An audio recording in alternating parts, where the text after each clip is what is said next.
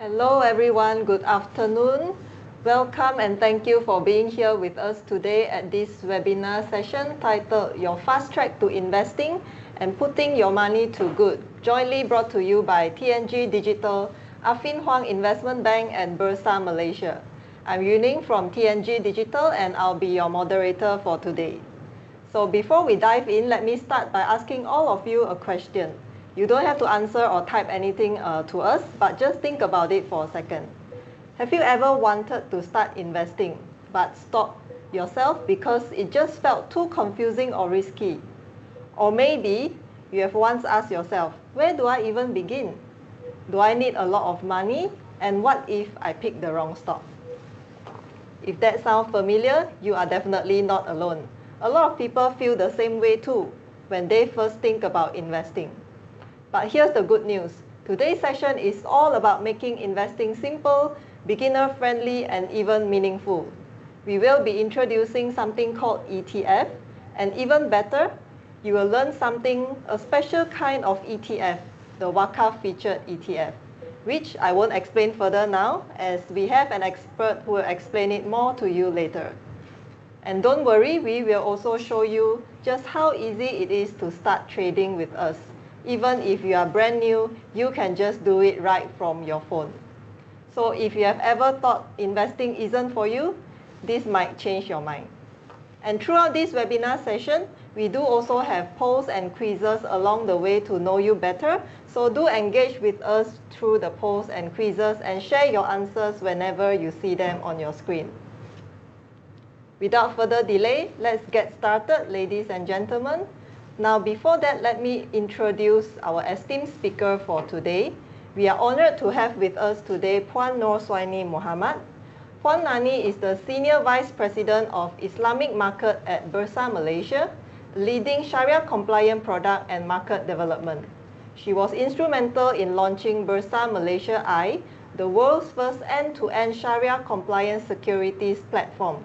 Her efforts have expanded the Islamic capital market, including the development of Waqf-featured products and the world's first Waqf-based ETF. She has also introduced key innovations like ISS-BNT, Sharia discretionary trading, Hiba, and the Zakat Index. So welcome Puan Nani to today's webinar session. Thank you, Yuning, for the generous introduction. Shall we get started? Yes, please. Okay, so let's start from the very basics, right? Because for a lot of us today, the word investing sounds like something that only bankers or finance people know. So Puan Nani, for someone who has never invested before, how would you explain what investing is in very simple terms? Should I start? Okay. Investing in general involves allocating your money or capital into assets with the expectation or goal of generating returns or also profit over time. So it's like using money to make more money with the aim of building or creating wealth, or also achieving specific financial goals like education, buying properties, generate passive income, and also for retirement, for example. Okay, thank you, Puan Nani. So why do you think that it is so important to start investing early, even if we may not have a lot of money or knowledge in investing? Okay, for this, I should start by saying that sikit-sikit lama-lama jadi bukit. Yeah. So saving is good. So I'm sure everyone saves money the moment you get your salary or any source of income. But it takes longer for you actually to grow your money, okay, by only saving. But investing is more important as it helps to grow your money faster. Okay, so there are three characteristics or three reasons why you should invest. There are lots of other reasons, but I'm going to highlight this about three reasons. One is actually the power of compounding. Even Albert Einstein actually says compounding is the 8th wonder of the year. So it means that the earlier you start, the more time your money has to grow. So even a small amount of invested early can actually grow your money significantly. Now, secondly, is actually it builds your financial discipline and also awareness, and it builds good financial habits. For example, investing early helps you to develop money management skills. and also a habit of regularly setting aside of your money on monthly basis, for example. Okay, and thirdly, it helps you to reach your financial goals earlier, or is it faster, whether it's buying a house, continuing your education, or even for retirement. So by starting early means you need to invest less each month to reach the same goal, versus you wait until later, which means that you need to have or you need to contribute more aggressively and also put a big chunk of money to actually achieve your goal. Okay, so ladies and gentlemen, I hope that gives you an overview of why investing is important and why is it so important to start as early as you can. Okay, so let's talk about something related to our topic today now, which is about ETF. I know ETF may sound a bit technical, but it is actually one of the easiest way to get started in investment. So Puan Nani, here's the question. What exactly is an ETF? Okay, I will start with what is a fund. Okay, so there are many types of funds available for investment.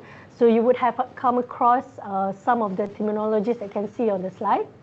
For example, like a fund is basically a collective investment scheme that allows investors with similar investment objectives to pool their funds together. So I'm pretty sure you have heard about unit trust, but I'm not sure how familiar you are with exchange traded fund or ETF.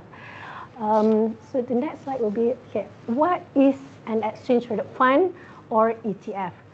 So ETF is an exchange traded fund. Okay, exchange refers to the stock exchange where the shares of the public listed companies or any other securities are listed and traded. So traded means it is bought and sold like stocks.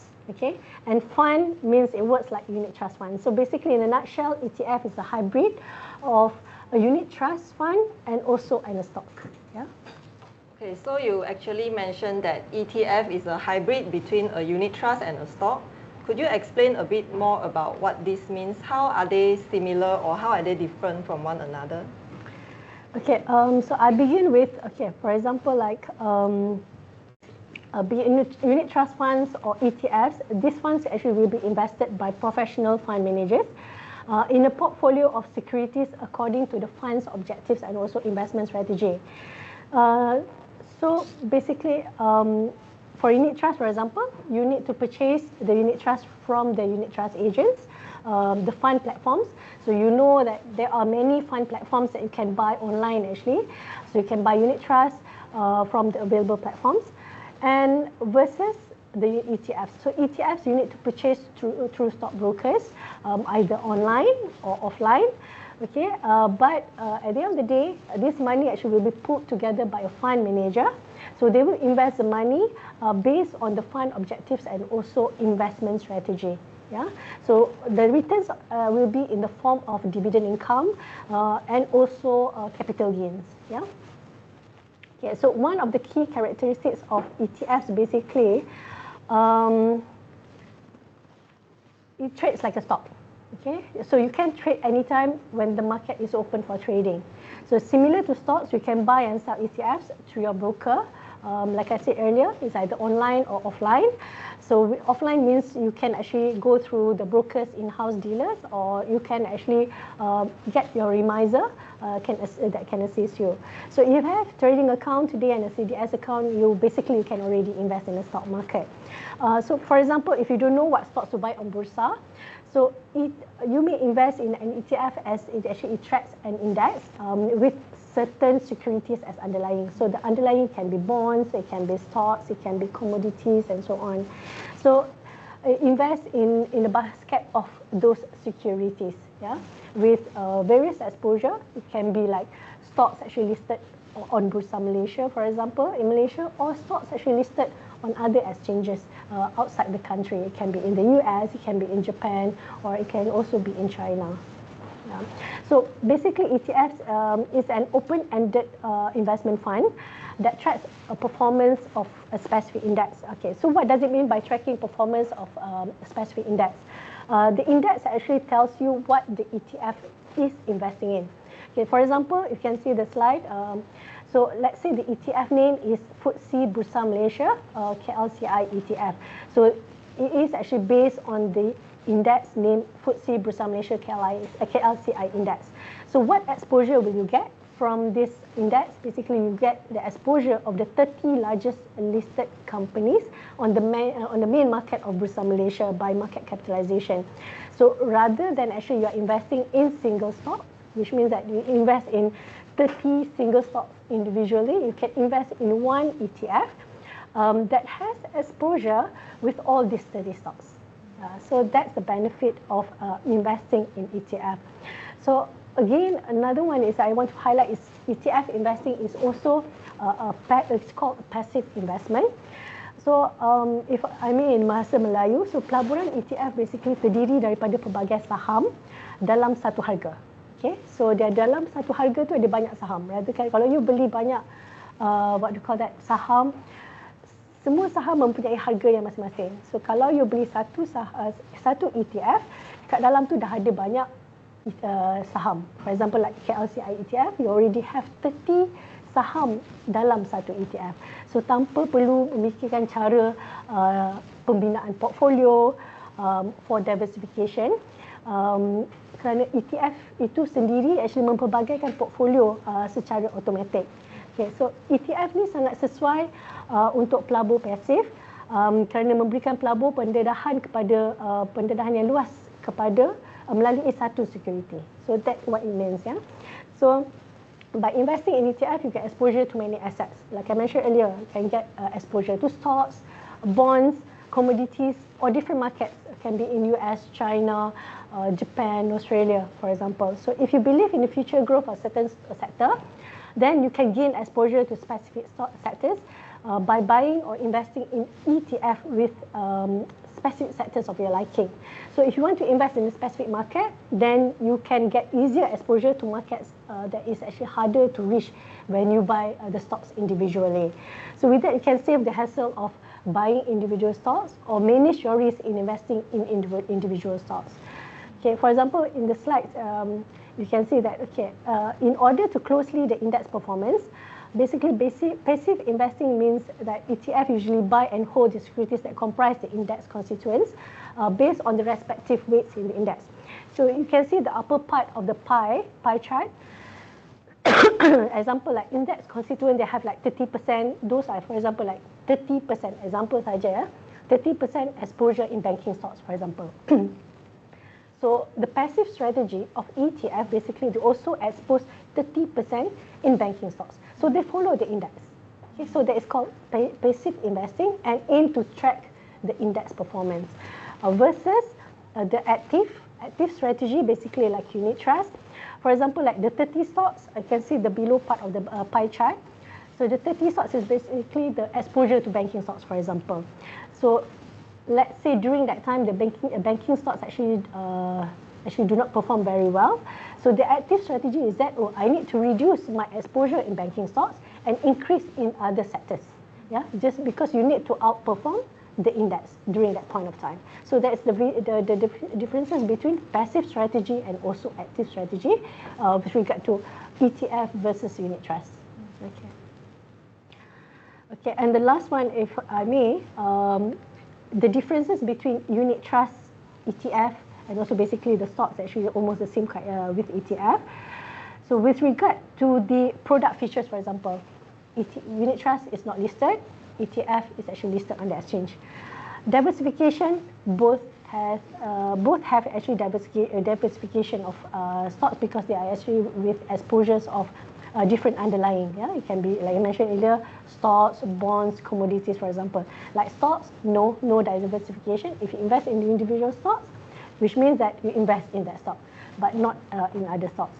And in terms of the investment strategy, unit trust is actively managed, which I explained earlier, and ETF is passively managed. Yeah, so aims to track the index performance. Okay, and management fee, basically unit trust is actually typically higher.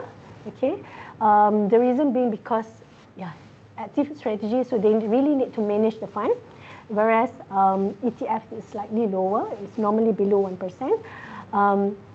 Because it means actually to track the index. Okay, and the sales charge, no sales charge for ETF, but of course, if you need to invest in the stock market, you need to pay for the brokerage fee. Yeah, and investing in unit trust, there's sales charge because who actually selling the unit trust to you? It's actually unit trust managers, right? Or unit trust consultant. So there's a sales charge that you need to pay the unit trust consultant. Okay, the traded price, basically unit trust actually once a day NAV. So there's only one price. But ETF actually according to the volatility of the price of the ETF. Yeah, so you can see different pricing throughout the trading day. Distributors, basically unit trust, you have agents out there. For example, we know there are certain agents that have like thousands of agents for one fund, for example. Then ETF, basically you need to go to stockbrokers to buy ETF similar to stocks. Okay, thank you so much, Puan Nani, for giving us a good overview of what actually ETF is and how is it different from unit trust and also a stock. So as I understand, if a person would like to trade in the stock market, he or she would probably need to do a lot of research, read many annual reports, and even calculate some ratio analysis and things like that, which may be a bit complicated to people who are just starting their investment. So why do we actually say that ETF is a good starting point for beginners? Okay, ETF generally memang sesuai actually for the new beginners or pelabur baru. So pelabur actually boleh melabur tanpa perlu mengawasi pelaburan dia setiap hari atau setiap minggu, ya. Because ETF is actually normally for long term, and ETF have all the advantages of a unit trust fund, okay, and usually better. For example, like it is what do you call it, ease of transaction. Okay, so which means that ETF trades just like a stock. So it can be bought and sold through your broker with continuous pricing throughout the trading hours. Yeah, so you can trade on daily basis. Okay, it's transparent. So the holdings of ETFs is actually updated daily and it's available on Bursa website. So kalau you nak tengok, for example, ETF ni invest in what stocks? So you can take a look at Bursa website and see the holdings of the ETFs. So it's very, very transparent and it is regulated. So it's actually listed on Bursa with strictly regulated, and we have our authority, Securities Commission Malaysia, they also monitor the conduct of the trading. Okay, diversification. So you know the saying that don't put your all eggs in one basket. So with ETF, a single trade offers you instant diversification. Okay, so with exposure to a portfolio of securities, beli satu you dapat macam-macam. Okay, and another one is of access. So if you want to invest in foreign markets, bonds, you're not sure how. Foreign markets, then you have accounts and all that, whether you can actually invest outside, whether you have the capability and also to be able to trade outside the country. But actually investing in ETF with exposure in China shares, for example. So technically you are investing in China shares, but through ETF listed on Bursa Malaysia. Same goes like equate US 50. You are actually investing in 50 US stocks, which are Sharia compliant some more. Okay, but you actually only actually invest in Bursa Malaysia locally. So you don't have to go outside. So that is called ease of access. And again, it is affordable. So ETF hanya memerlukan modal yang rendah. So it's good for the pelabur or investors that looking for a stable investment with consistent dividend and minimal risk. Okay, so you can start investing as little as 100 units or maybe 100 ringgit. So you would like, but if you invest in single stock, for example, you will incur much higher cost. So maybe the stock's price is actually beyond 1 ringgit, 5 ringgit, for example. So you need more money to invest in one stock. You cannot invest in many stocks because you need more money, technically. Okay. So then again, ETF currently stamp duty is exempted until 31st of December 2025. So those who are invest in ETF, so you can just pay your brokerage fee. So there's no stamp duty involved for the buying or selling the ETF for the time being. So the next one is basically, I just want to highlight about the things that you should know as a beginner about investing in ETF. So when it comes to investment, everybody will ask about investment returns. Yeah, that's for sure, right? So investment returns for ETF comes in the form of dividends and also the capital appreciation. Okay, capital appreciation, which means that the price of the ETFs actually goes up, then you have capital appreciation from that. So, and also all investment have risk. So you need to be mindful of that. All investment carry risk, and be aware that returns are not guaranteed. So same goes for ETF. And the last one, the past performance is not is a future performance. So the historical performance doesn't actually dictate what the future performance are in ETF. Okay, if you may, I just want to give an example of using ETF for long-term portfolio. Okay, this is what you mentioned about. Okay, kalau if you start investing, should I invest like one-off or regularly? Okay, I take example S&P, Standard & Poor's 500 Index versus equate US 50 ETF. Okay, so you can see that ETF, one is actually based on the, what do you call it, the data as of 28 February 2025, is actually outperformed S&P 500 Index. Okay, so that's the performance of equate itself, equate US 50 ETF. But when it comes to investing, so you can choose, like for example, like method one, you just dump 1,000 ringgit. So after 7 years, the money only grows about 2,970. But okay, let's say you invest 100 ringgit, okay, on monthly basis. After 7 years, actually you get 16,466. Okay, so this is a simulation that we did. So again, the more money you put, the more money you get. So that's actually common, right? Okay, so basically that's important of putting money or setting aside your money on monthly basis for investment. Same goes with the next slide. Say the simulation on the S&P 500 Index versus gold ETF. So gold ETF, basically the underlying is actually gold. Yeah, it's a gold commodity.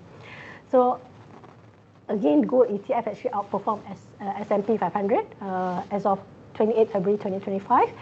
So again, when you invest through three methods, you dump your money, 1,000 ringgit. So the investment value after 7 years is about how much? It's 2,284 ringgit. So method two, you put 100 ringgit. So how much you get after 7 years? It's 14,313, which is a lot more. If you put more money, if you put 300, then it becomes 42,939. So that's why actually investing, you need to put aside on a monthly basis. So you have to have a regular habit of putting aside your money for investment. Okay, thank you so much, Puan Nani, for sharing all your insights with us. So if I hear you correctly, ETF is actually a good start for beginners who are in investing because it is easier to transact, and it's also a good way to diversify a beginner's investment amount, and it's also affordable. Yeah. Not like for stock, the minimum purchase is one lot, but for ETF, the purchase price may or may not be lower than a stock value. Okay, so next, I think what would interest the beginners more is also actually how many types of ETFs are there in Bursa Malaysia? Okay, currently there are 17 ETFs listed on the exchange. Out of that 17 ETFs, there are 7 Sharia compliant ETFs. Yeah? So those are actually looking for Sharia compliant investment. So they can consider these 7 Islamic ETFs. And we have about 6 ETFs issuers at the moment. Aham Asset Management. We have M Funds. We have Equate Capital. We have Kenanga Investors, M&A Value Partners, and also Principal Asset Management. Those are these ETF issuers, or we also call them as fund managers. And market makers, basically, they are actually to ensure the liquidity in the market. Okay, so that is very important. And also we have 5 research houses that provide research coverage for all of our 17 ETFs. Okay, the next slide, basically, I just want to show you based on geographical. Okay, so we have out of that 17, one is actually with exposure in US stocks. So this is actually equate US 50 stocks. Okay, commodity, we just have one. We have Sharia compliant gold ETF. Okay, and those with S, actually category S, those are the Sharia compliant ones. So Asia Pac and foreign with exposure in countries in Asia Pacific. So we have various over there, including China. And also with the Malaysian stocks, there are bond funds. We have eQuate, Dow Jones Islamic Titan 25, Waqf ETF, which I will actually explain later, and also eQuate, MSCI, Malaysia Islamic Dividend, and few others. Okay, and just to highlight, to give some highlights on 2024. 2024 was a very good year for Bursa listed ETF basically. So we have a notable achievements. For example, like the overall ETF's ADV, average daily trading value, actually increased by 45% as compared to the previous year. So for Sharia compliant ETFs, it's actually increased by 46% as compared to the previous year. And we have actually increased in the number of ETF investors, retail investors, by 135%. That's a very huge jump. And there were about 80 research reports on ETFs last year. And again, I should mention about the launch of eTrade on Touch and Go. It is Bursa's collaboration with Afin Huang and also Touch and Go. This is actually to encourage more retail public actually to come and invest in the stock market through a better or actually simpler way, by actually just you need to have your phone, your smartphone, and go into the Touch and Go app and go to eTrade to invest. Okay, and we have one new ETF listing last year, which is actually the Waqf ETF, which I will explain later. So on the next slide, it's just like just to tell you some of the Sharia compliant ETF for those who are looking for Sharia compliant investment. So we have 7, and the last one we just saw the listing of Waqf ETF, Waqf-featured ETF, eQuate Waqf ETF in December last year. Yeah. Okay, thank you so much, Puan Nani, once again.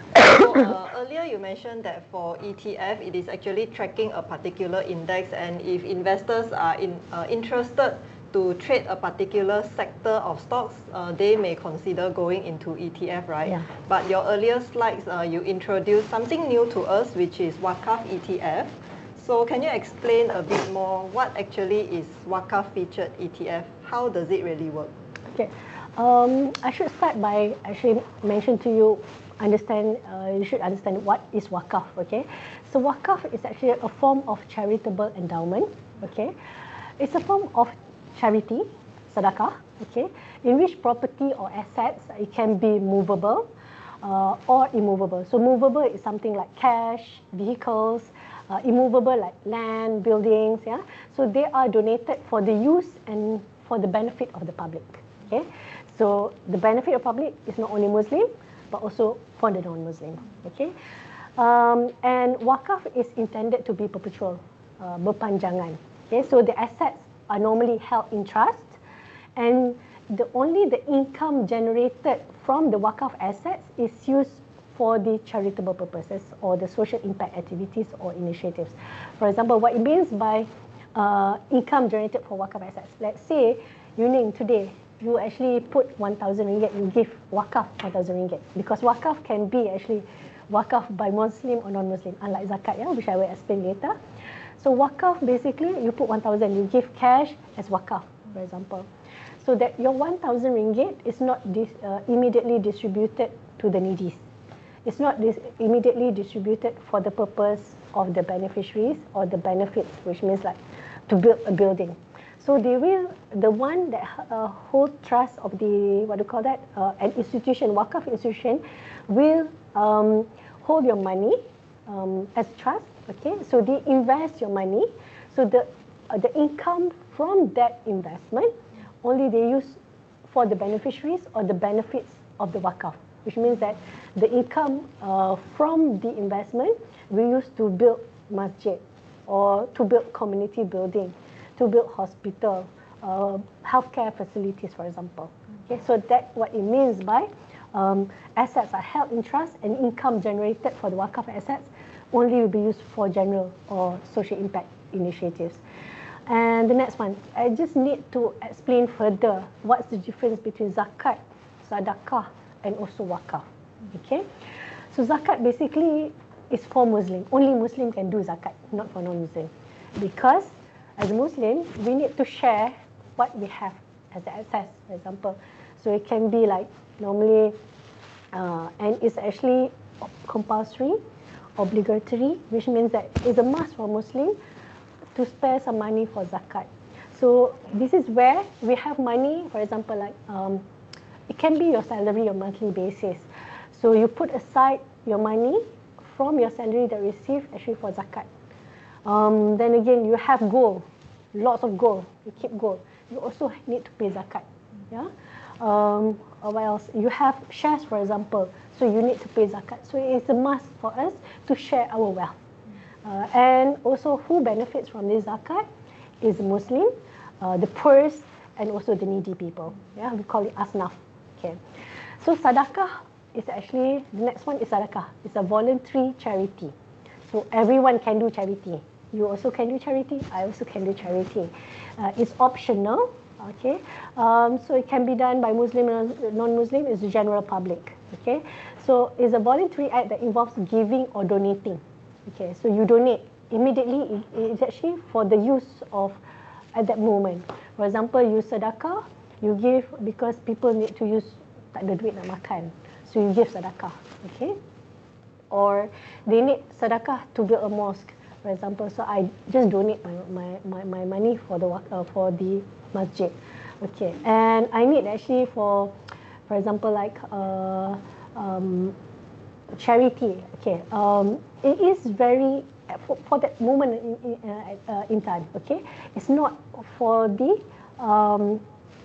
what do you call that? For the purpose of a longer use.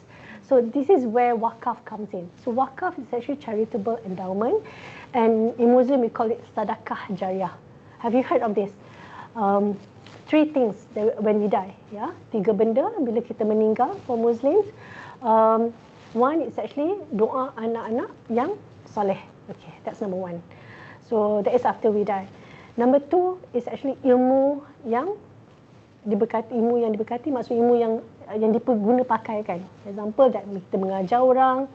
Then people always use our ilmu untuk selagi ilmu tu digunakan, it will be benefit to us. The third one is sadaqah jariyah. So sadaqah jariyah is actually, Waqf is a part of sadaqah jariyah. Why? It is actually berpanjangan. Remember I mentioned about perpetual. So the what do you call that? Selagi assets tu, for example, like we actually donate as Waqf. So somebody held the what do you call that? Our money held in trust. So the income generated from that Waqf assets, so we contribute, for example, to build healthcare facilities, for example.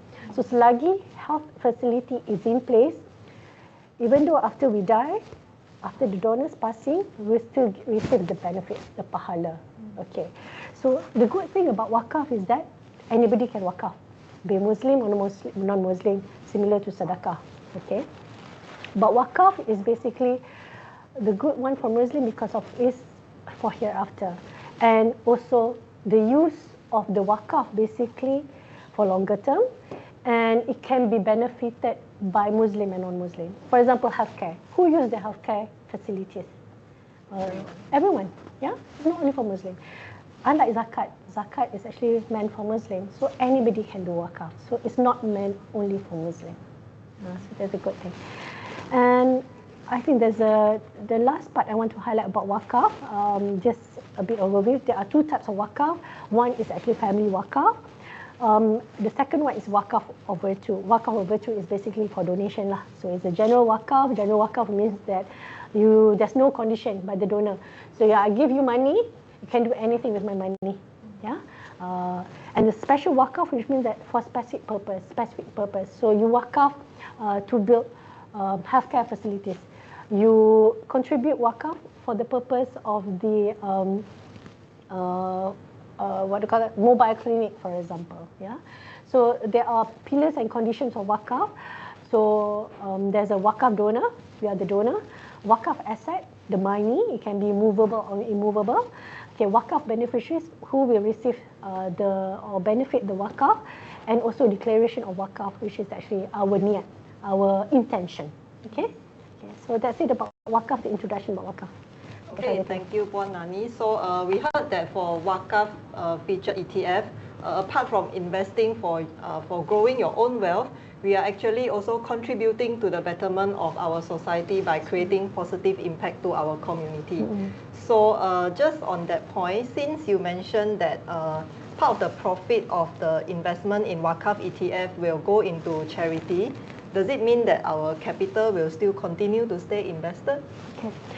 So this is a special thing about Waqf-featured ETF. Yeah. So it's a Sharia compliant ETF is one, but it is with Waqf feature, which means that it's a listed fund, but with the concept of endowment.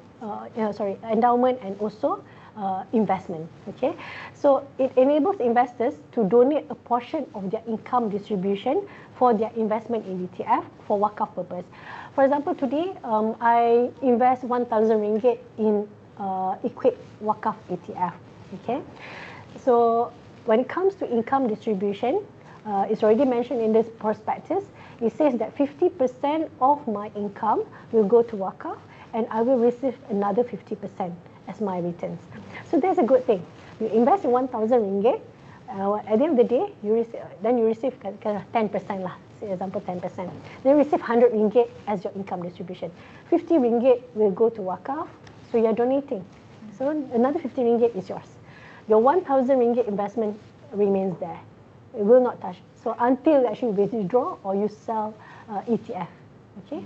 So that's why I said it's there. Your money will not go anywhere. You are not actually donating your 1,000 ringgit. You are donating only the income, a portion of your income distribution. Okay, so I'm just going to show you, just for you to understand a typical structure of ETF with Waqf feature. Okay, so basically an issuer or a manager, ETF issuer or ETF manager, they will issue a Waqf featured ETF. In this example is equate Waqf ETF. And before that, they already have arrangement with Waqf institution. So this Waqf institution basically a Majlis Agama or institutions approved by Majlis Agama Islam Negeri. Okay, so the arrangement basically it was stated in the prospectus of the ETF. So where your money will go in terms of who are the beneficiaries of the Waqf or the Waqf projects that you actually going to contribute to. So it can be for social, it can be for education, sustainability initiatives, or it can be anything, the community building. So it is very, very general. Yeah, it's not only for building mosques, for example. Okay, so this Waqf feature ETF will be listed and traded on the exchange. So as investors, I will come in and buy ETF. I used the example of buying 1,000 ringgit earlier. So I buy worth 1,000 ringgit of ETF. So at the end of the day, when it comes to income distribution, so you can see that another 50% of your income distribution will go to Waqf, then you will receive your balance 50%. Yeah. So you're investing at the same time actually donating and creating impact for the community, and also it's actually for the socio development. Okay, so from what I hear, the Waqf featured ETF really is something very meaningful for investors to consider as well. So just to confirm, Puan Nani, so we don't have to be Muslim to invest in the Waqf ETF, right?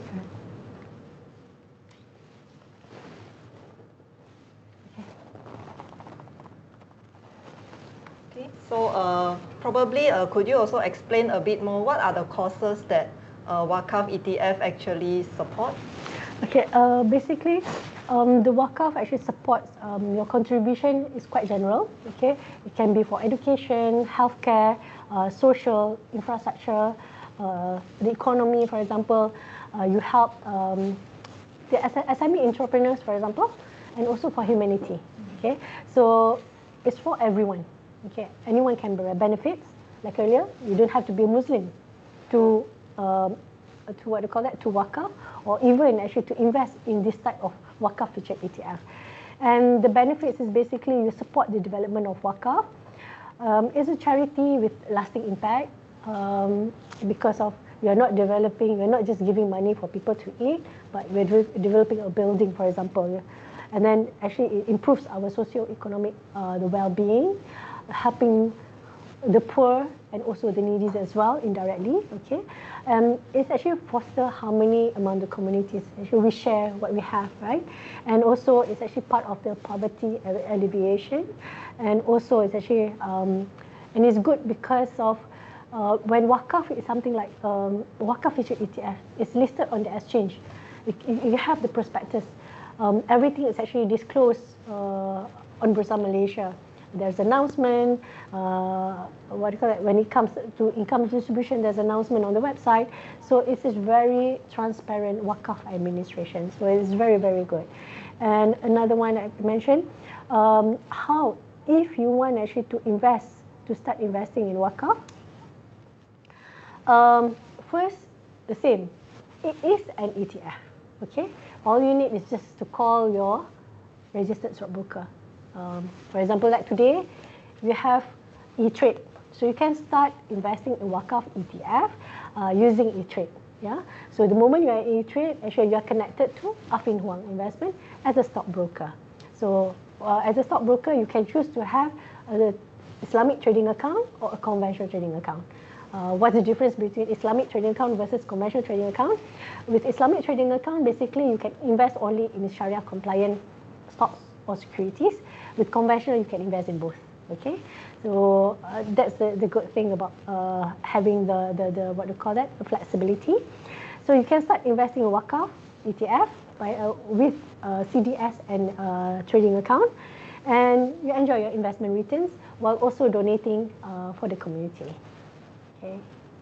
And there's one that I need to mention, which is actually there's a tax incentive if you invest in this Waqf ETF, because technically you are actually contributing for the Waqf. So investors are eligible for income tax deduction under subsection 4411C and or subsection 4411D Income Tax Act. So if you actually go for income tax declaration, so there's a portion there where this is put together with a charity, Waqf is together, so you can actually disclose how much money actually in a year that you contribute for Waqf. So you can get tax deduction on that.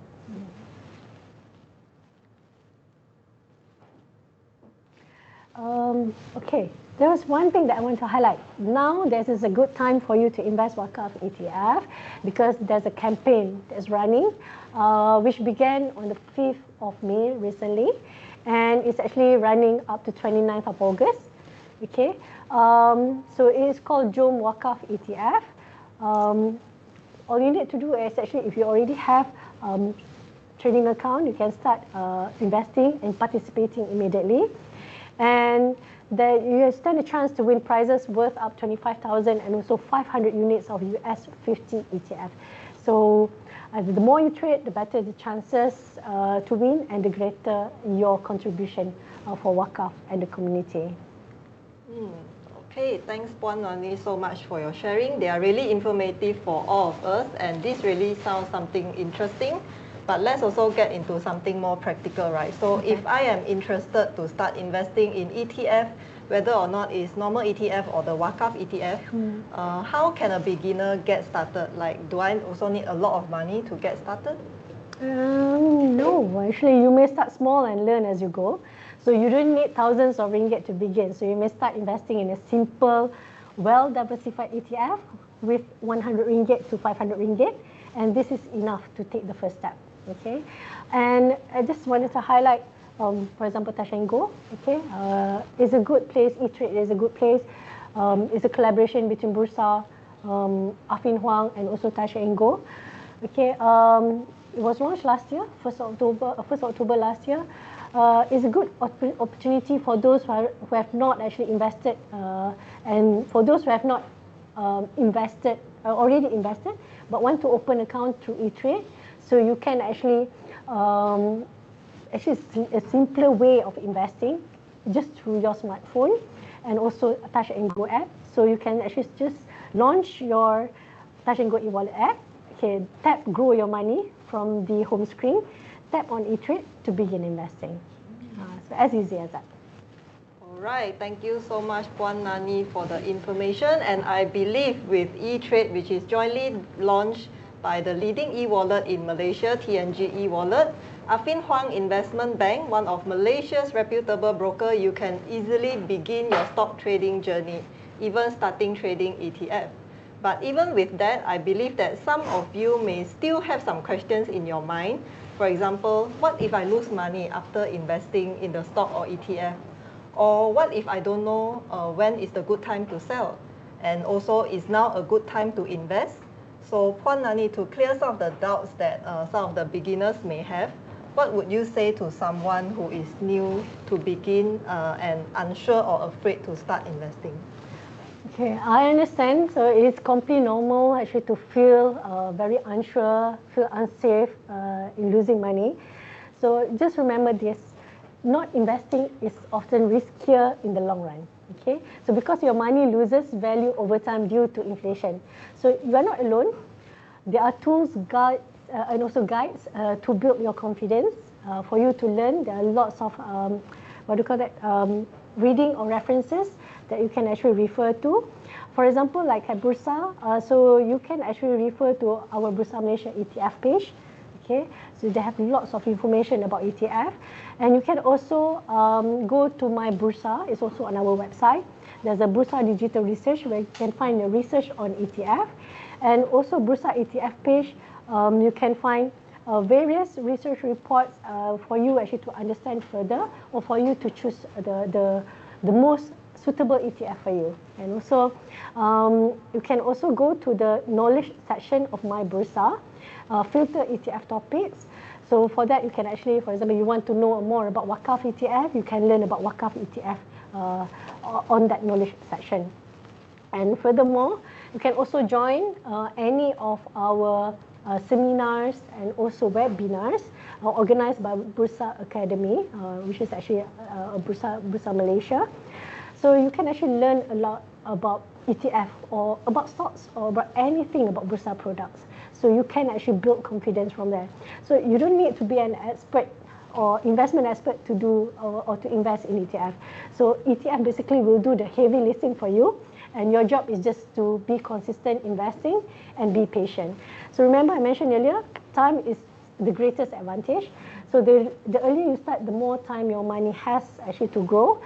Even your small contribution add up through compounding. So I think that's very important for you to know as a starter.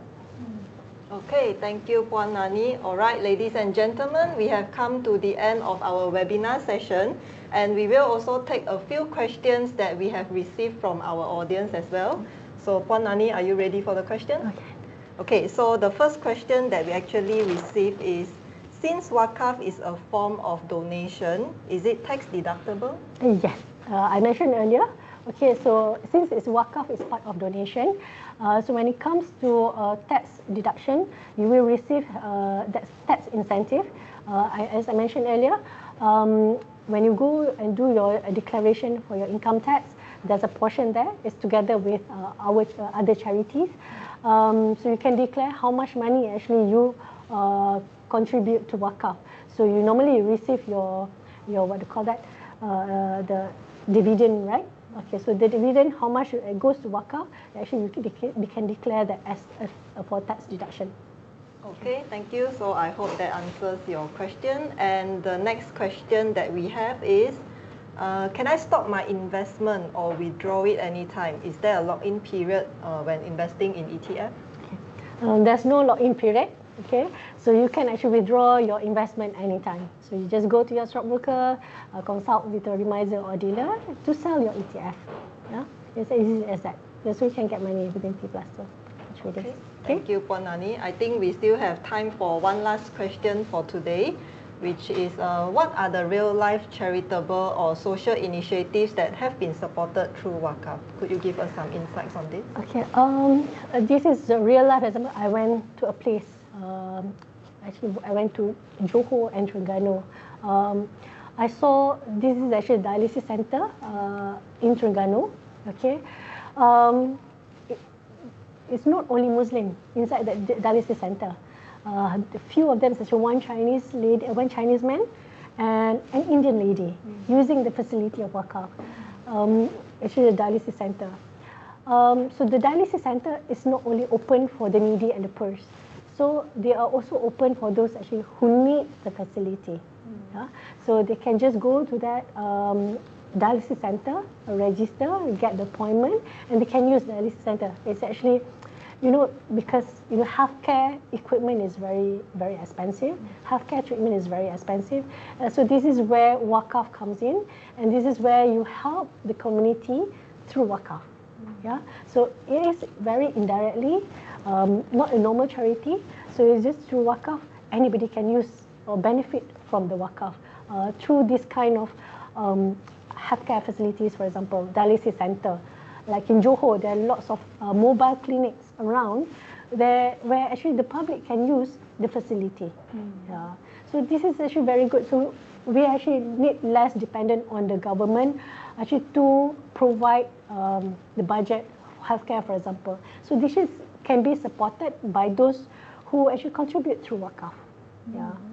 Okay, thanks so much for your sharing, Puan Nani. And with that, ladies and gentlemen, that brings us to the end of our session, but hopefully the start of your investment journey. So today we actually learned that investing doesn't have to be very complex or scary, especially when we are just getting started with the tools, especially like ETF, Waqf ETF and eTrade. And the best part, you can start investing directly just from your eWallet. And with the My Bursa portal, you may also get a lot of different information and also new knowledge about investing in stocks or ETF. So it is easy, affordable, and beginner friendly. So take your first step today and try it out. And last but not least, thank you so much once again, Puan Nani, for being here with us today. And thank you all of you who joined us today in this webinar session, jointly brought to you by TNG Digital, Affin Hwang Investment Bank, and Bursa Malaysia. We hope that you walk away with a feeling little more confident and a little more curious, but ready to take the first step in your investment journey. Thank you once again, everyone, for joining us, and we wish you all the best in your investment journey. Thank you. Bye-bye.